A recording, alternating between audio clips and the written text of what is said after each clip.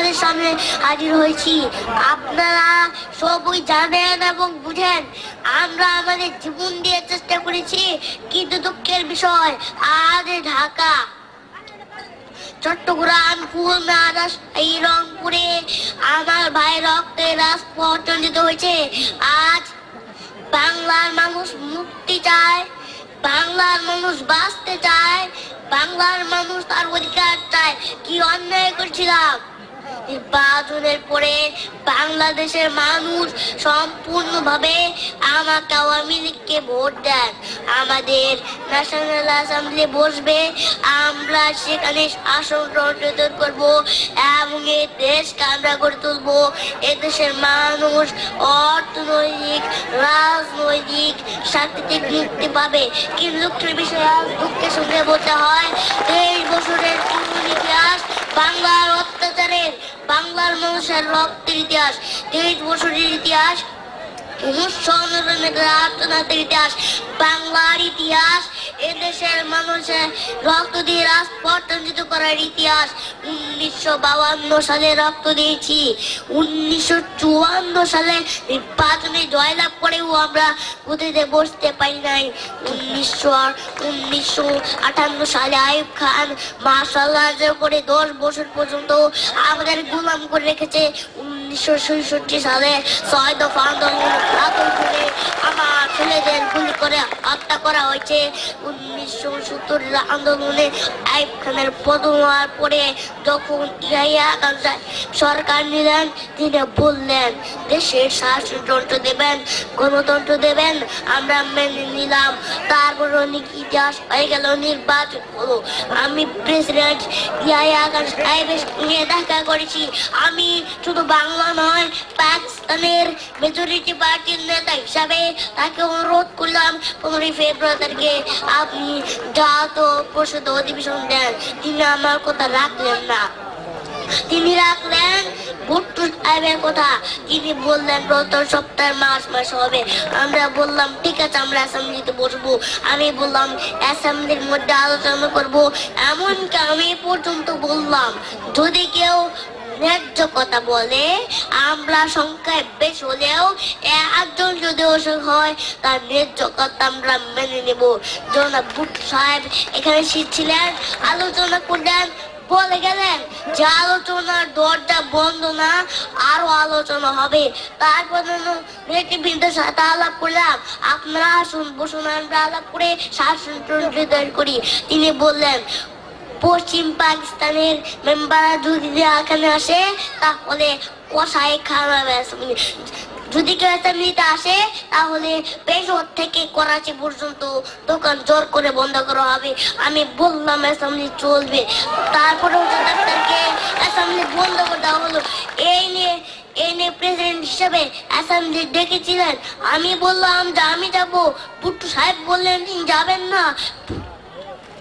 35 জন সদস্য পশ্চিম পাকিস্তানের থেকে আসলেন।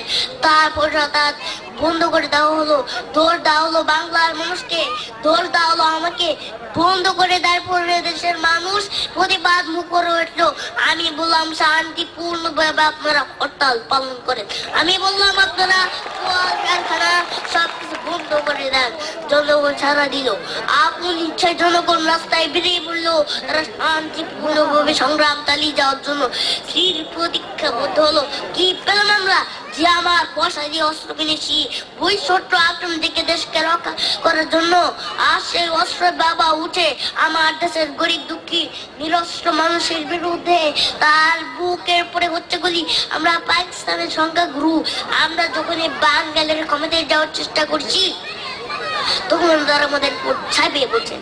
টেলিফোনে আমার সঙ্গে তার কথা হয়, তাকে আমি বলেছিলাম জেনারেল ইয়াহিয়া খান সাহেব, আপনি পাকিস্তানের প্রেসিডেন্ট, দেখে যান কিভাবে আমার গরিবের উপরে, আমার বাংলার মানুষের বুকের উপরে গুলি করা হয়েছে, কি করে আমার মায়ের কুল খালি করা হয়েছে, কি করে মানুষকে হত্যা করা হয়েছে।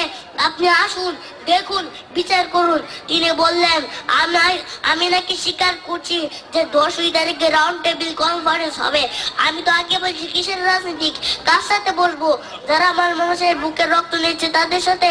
হঠাৎ আমার সঙ্গে পরামর্শ করে 5 ঘন্টা গোপনে বৈঠক করে যে বক্তৃতা তিনি করেছেন সমস্ত দোষ তিনি আমার বুড়ি দিয়েছেন, বাংলার মানুষের বুড়ি দিয়েছেন।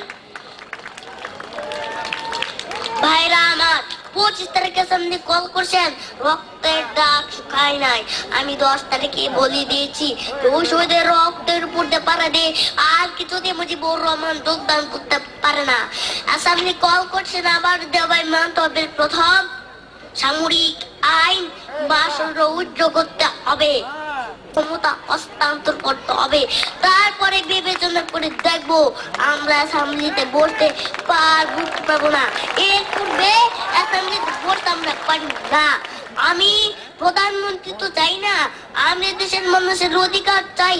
আমি পরিষ্কার খুদে বলে দেবার চাই যে আজ থেকে এই বাংলাদেশের কোর্ট, শিক্ষাদারি, আদালত, ফৌজদারি, শিক্ষা প্রতিষ্ঠান অনির্দিষ্টকালের জন্য বন্ধ থাকবে।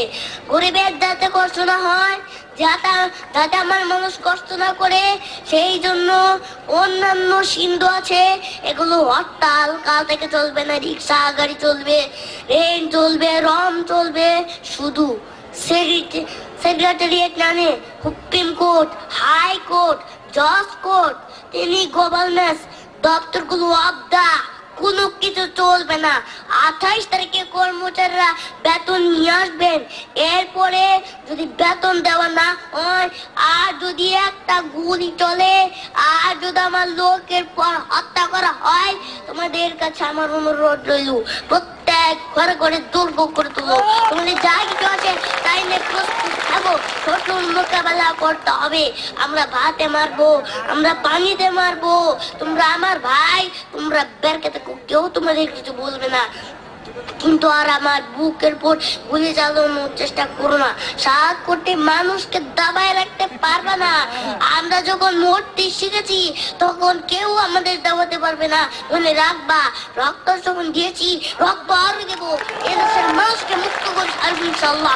এবারের সংগ্রাম আমাদের মুক্তির সংগ্রাম, এবারের সংগ্রাম স্বাধীনতা সংগ্রাম। জয় বাংলা। সোনার বাংলা, আমি তোমায় ভালোবাসি।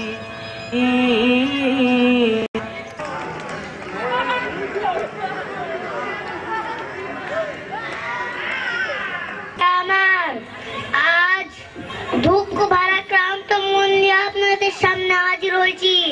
আপনারা সব জানেন এবং বুঝেন আমরা আমাদের জীবন দিয়ে চেষ্টা করেছি, কিন্তু দুঃখের বিষয় আজ ঢাকা, চট্টগ্রাম, খুলনা, রাজশাহী, রংপুরে আমার ভাইয়ের রক্তে রাজপথ হয়েছে। আজ বাংলার মানুষ মুক্তি চায়, বাংলার মানুষ বাঁচতে চায়, বাংলার মানুষ তার অধিকার চায়। কি অন্যায় করেছিলাম? নির্বাচনের পরে বাংলাদেশের মানুষ সম্পূর্ণভাবে আমাকে আওয়ামী লীগকে ভোট দেন। আমাদের ন্যাশনাল অ্যাসেম্বলি বসবে, আমরা সেখানে শাসনতন্ত্র করব এবং এদেশকে আমরা গড়ে তুলবো। এদেশের মানুষ অর্থনৈতিক, রাজনৈতিক মুক্তি পাবে। কিন্তু দুঃখের বিষয়, দুঃখের সঙ্গে বলতে হয় 23 বছরের পুরনো ইতিহাস বাংলার অত্যাচারের, বাংলার মানুষের রক্তের ইতিহাস, 23 বছর ইতিহাস, আত্মনাদের ইতিহাস, বাংলার ইতিহাস, এদেশের মানুষের রক্ত দিয়ে রাজপথ করার ইতিহাস। 1952 সালে রক্ত দিয়েছি, 1900 নির্বাচন জয়লাভ করেও আমরা বুঝে বসতে পারি নাই। 1970 আন্দোলনে আইয়ুব খানের পতন হওয়ার পরে যখন জিয়াইয়া সরকার নিলেন, তিনি বললেন দেশের শাসনতন্ত্র দেবেন, গণতন্ত্র দেবেন, আমরা মেনে নিলাম। তারপরে অনেক ইতিহাস হলো, নির্বাচন হলো। আমি প্রেসিডেন্ট ইয়াহিয়া খানের সঙ্গে প্রেসিডেন্ট ইয়াহিয়া খানের সঙ্গে দেখা করেছি। আমি শুধু বাংলা নয়, পাকিস্তানের মেজরিটি পার্টির নেতা হিসাবে তাকে অনুরোধ করলাম 15 ফেব্রুয়ারি তারিখে আপনি জাতীয় ভাষা অধিবেশন দেন, তিনি আমার কথা রাখলেন না, তিনি রাখলেন ভুট্টো সাহেবের কথা। ভুট্টো সাহেব বললেন প্রথম সপ্তাহ মাস হবে। আমরা বললাম ঠিক আছে, আমরা অ্যাসেম্বলিতে বসবো। টেলিফোন আমার শুনে তার কথা হয়, তাকে আমি বলছিলাম জেনারেল ইয়াহিয়া খান সাহেব, আপনি পাকিস্তানের প্রেসিডেন্ট, দেখলাম কিভাবে আমার গরিবের উপর, আমার বাংলার মানুষের বুকের উপর গুলি করা হচ্ছে, কি করে আমার কুল খালি করা হয়েছে, কি করে মানুষকে হত্যা করা হয়েছে। আপনি আসুন, দেখুন, বিচার করুন।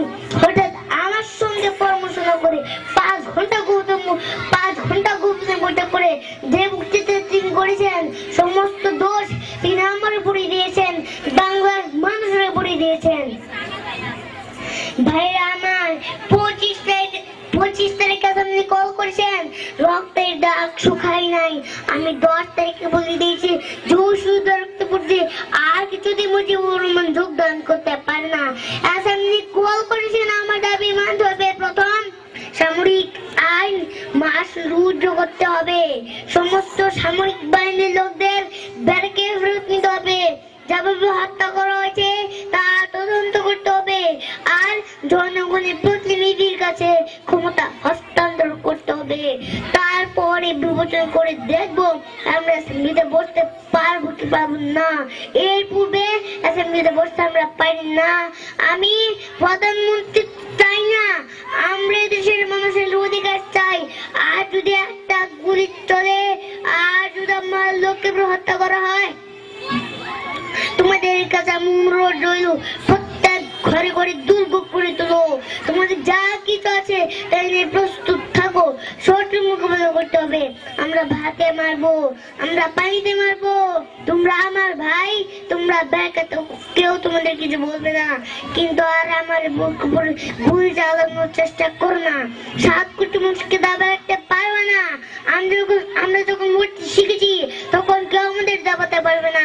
মনে রাখবা, রক্ত যখন দিয়েছি, রক্ত আরো দেব, তবে দেশের মানুষকে মুক্ত করে ছাড়বো ইনশাল্লাহ। এবারের সংগ্রাম আমাদের মুক্তির সংগ্রাম, এবারের সংগ্রাম স্বাধীনতার সংগ্রাম। জয় বাংলা। ধন্যবাদ।